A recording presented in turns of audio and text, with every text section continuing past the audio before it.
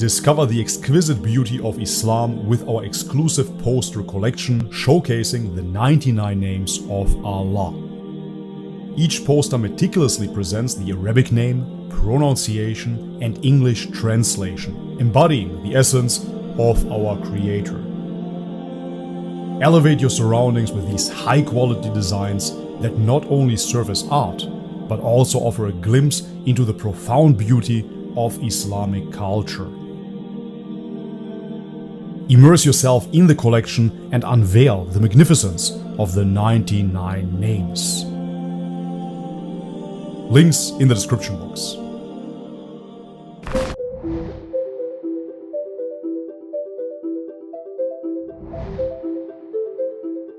Alright guys, welcome back to the channel. If you're new, my name is Bobby. Guys, you really want me to react to Andrew Huberman and his faith in God. Andrew Huberman, PhD, is a neuroscientist and professor in the Department of Neurobiology and by courtesy Psychiatry and Behavioral Sciences at Stanford School of Medicine. From what I know, Andrew is a Christian, and therefore it would be very interesting to hear how a Christian with a scientific background perceives God, what his thoughts are of God himself, and moreover, if they really align with Christianity or do they align more with Islam. We shall find out. Guys, before we jump into the video, leave me a thumbs up if you enjoy my content, subscribe to the channel if you haven't already, and check out the links in the description box to further support. And now, with no further ado, let's have a look. When you're talking about the brain and all the, I mean, you mentioned it last night, and this had me thinking. It's like, when you think how all that works, I have to take an aside and say, how could that happen in nature is without a creator? Yeah. So, Right. Well, here's the thing. I mean, we know that the programs, meaning genes, so genes, DNA, and there's DNA, then there's RNA, and then there's proteins. And proteins are the action end of the game where they say, hey, like grow over here, don't grow over there, you know, become this kind of cell, dopamine cell or a serotonin cell. We know that those mechanisms are incredibly well conserved from mice to humans. Now, certain things happen in the human brain that you don't see in other species, like the elaboration of the parts of the brain that are involved in context and planning, especially. Sure. But the memory systems, the ones that control hormones, breathing, heart rate, they're very similar. Not exactly the same, but very similar. Okay. When you start to study and understand brain development, as I did, or neuroplasticity, or dopamine, you have to, meaning I don't care if you're an atheist, agnostic, or believer in creator, you have to step back and just go, wow. Wow. Now, then, of course, there's this difference among scientists as to who believes in God, who doesn't. I'll just go on record. I'm very comfortable saying it. I believe in God. I do. I think It's very interesting to observe and very tragic at the same time that he, as a scientist, has to say, well, I'm going to go on record. I am very comfortable, but if he was very comfortable, then he wouldn't have to say that he is comfortable, that I believe in God. So it is very interesting to see what this scientific, quote unquote, culture has created. A culture that can believe only in either or. It cannot believe in science and in God. Those are contradictory. And I believe that this is due to Christianity and due to the corruption within the Bible. Certain texts, such as that God rested on the seventh day, certain attributions to God that depict him as a sky daddy are simply not scientific. It is absolutely true. And therefore, Christianity is in contradiction to science. However, if you would give Islam a chance, you would actually find out that Islam and science go hand in hand. I believe in God. I do. I think there are many things that science can explain. There are certain things science can't explain.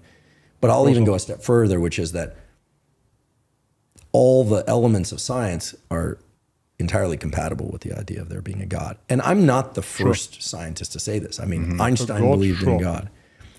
Carl Jung, one of the greatest psychologists ever, clearly believed in God. There are many atheist scientists. There are agnostic scientists who are just kind of like unsure, right? And, you know, for me, I'm in absolute awe of biology. It's just incredible that we're sitting here having this conversation. It's with language, that there are little sound waves that you're perceiving and understanding. I mean, it's just, and I think the brain represents the apex of incredible in terms of biology. Like the heart is interesting, the immune system is interesting, the liver is interesting, but the brain is unbelievable. Yeah. I mean, think about the number of different ways you can move your body compared to another species. Think about what you did today.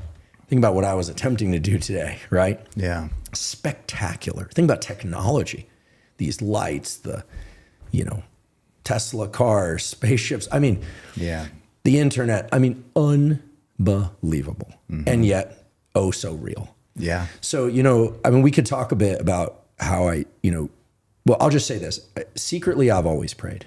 I grew up in a split religion home. My family's like the UN. We've got people from Guatemala, Denmark, Argentina, New York. Like all the different political battles are in my family. Super left, super right, libertarians, lefties to the, it's crazy.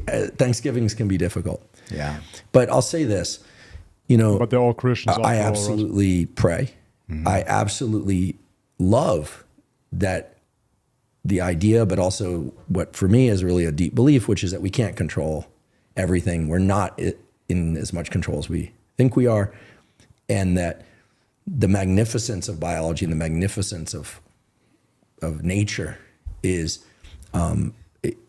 it's impossible for me to conceive how that could come about any other way. Yeah, this is really beautiful to see, because as Muslims, what we hear here is the fitra, of course. The fitra is the natural predisposition of man to understand that there must be a creator. And Andrew Huberman is marveling at the creation of the creator. It is innate in him, and you can see that he is in awe. Here is a passage of the Quran that describes exactly this phenomena that Andrew Huberman is experiencing. Indeed, in the creation of the heavens and the earth and the alternation of the night and the day are signs for those of understanding. So those passages in the Quran describe nature, our earth, and moreover the believer that understands innately that there must be a creator. I would say that Andrew Huberman got this completely. Innately, he understands that there must be a creator to the creation.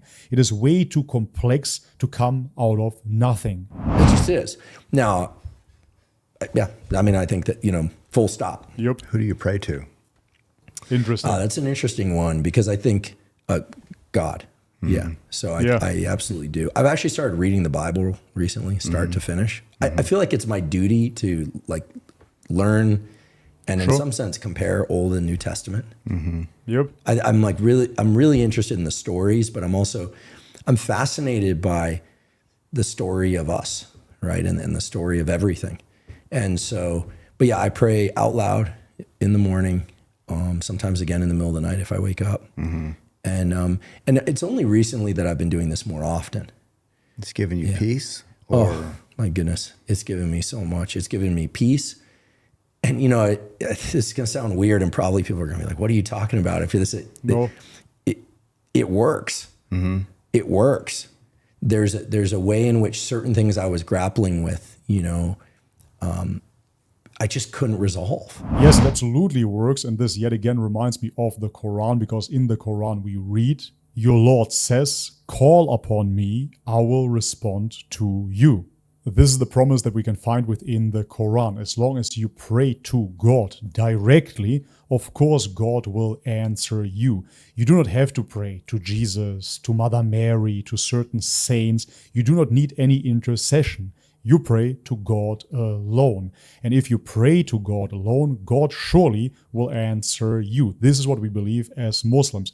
And therefore it is absolutely amazing here that Andrew actually wants to compare the Old Testament to the New Testament. It will be really interesting to hear how he reconciles the contradictions. Why is the New Testament so different from the Old one? And this is truly what happened to me, because if you don't know, I come from an Orthodox Christian background before opening up the Quran. Everything started falling into place once I looked at the Quran and after it looked at the Bible from the lens of the Quran. I started understanding why I had those contradictions, those issues with the Bible in the first place. Because within the Old Testament, we can clearly see, most of the time at least, monotheism. But then later on, out of a sudden, it becomes a Jesus worship-centric religion. And this is why it is so extremely confusing. But here you can see that Andrew Huberman apparently hasn't read the Bible completely up until now. He's identified culturally, potentially, as a Christian, but nevertheless, intuitively, naturally, he prays to God alone. And this is what Islam is. Dear Andrew, in case if you're watching, Islam is simply the worship of one God alone. We do not attribute any partners to God. We do not worship anybody besides God. It is not about having some other type of prophet here.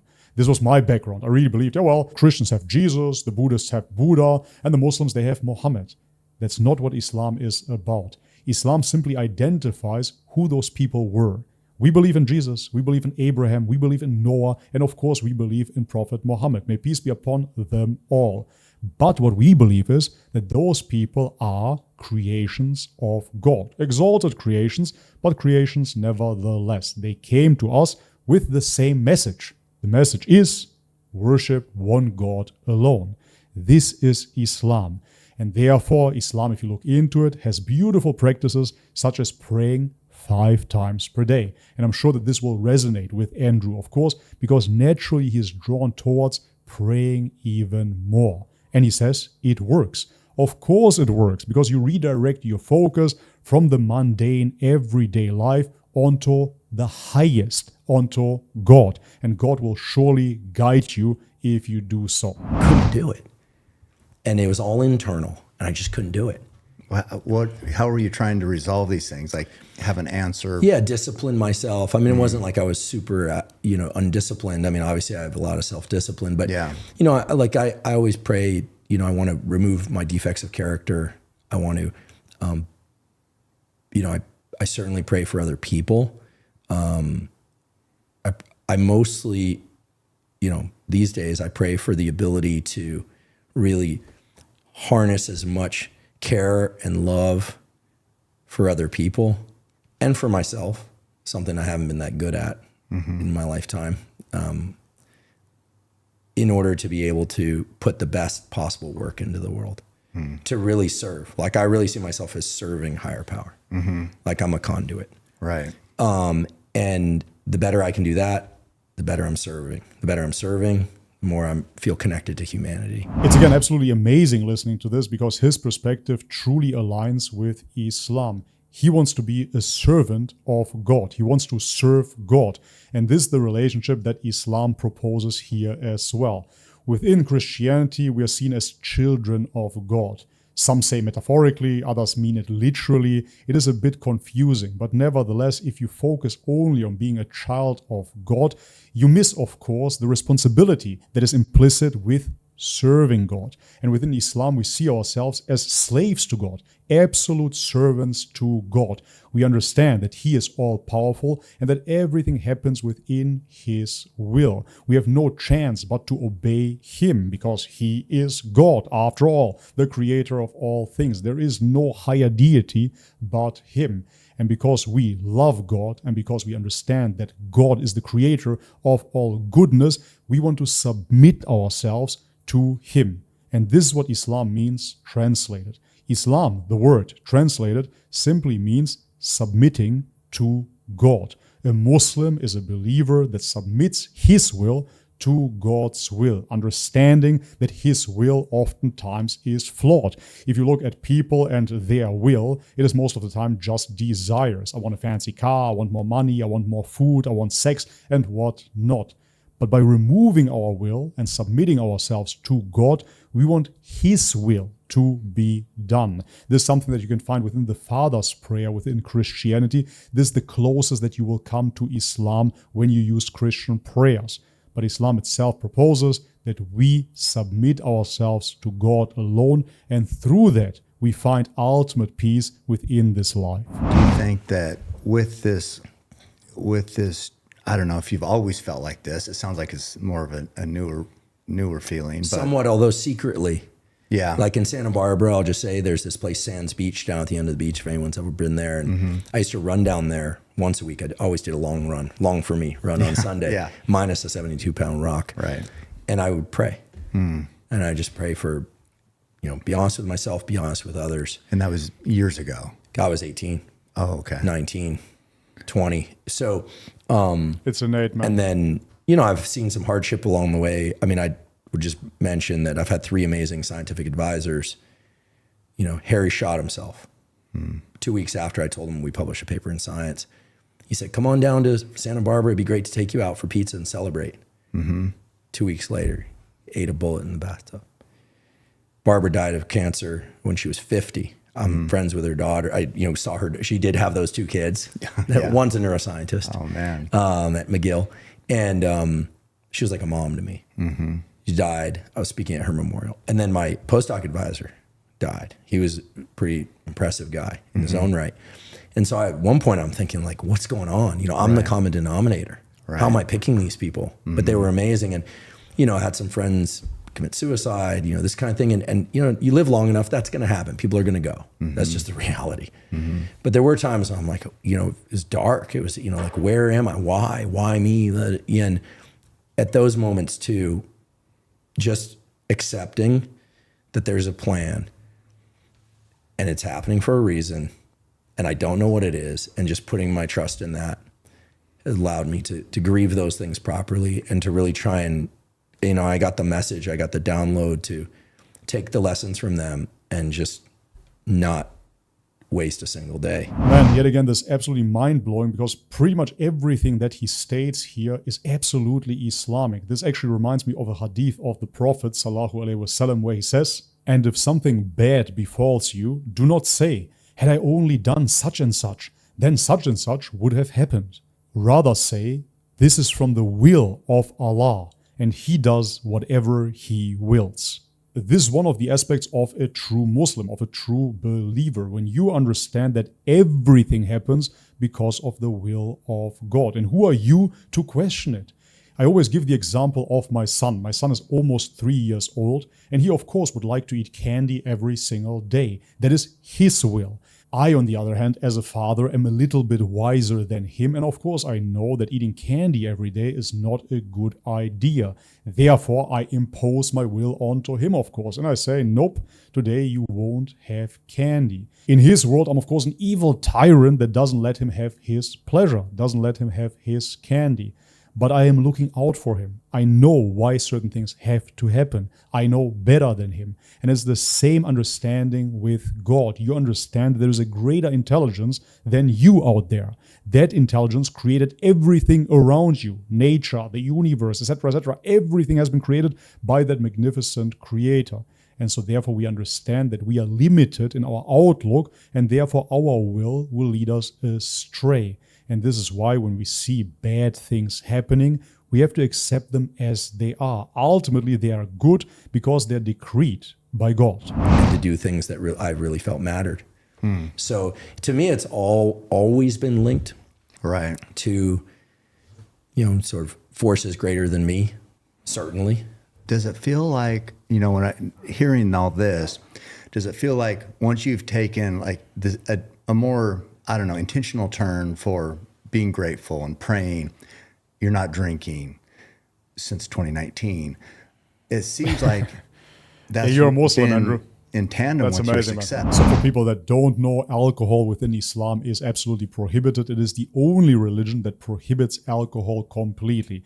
Christians drink wine. If you look into any other religion, Jews, for example, they can drink alcohol as well. It is only Islam that prohibits alcohol completely. And as a scientist, as a neuroscientist, he clearly understands the detrimental effects of alcohol. I always wanted to have a deeper relationship to God. I always wanted that. And I kind of was like, why don't I have that? Well, duh. That's like saying, I want to be fit. Why I'm not fit? Well, because you're not running, you're not lifting, you're not doing the things. It was like, and it was a couple of different people that kept showing up in my life and they were doing it. And it was like, well, pray. And, I've learned, and I certainly try and do this, that a lot of prayer is about listening.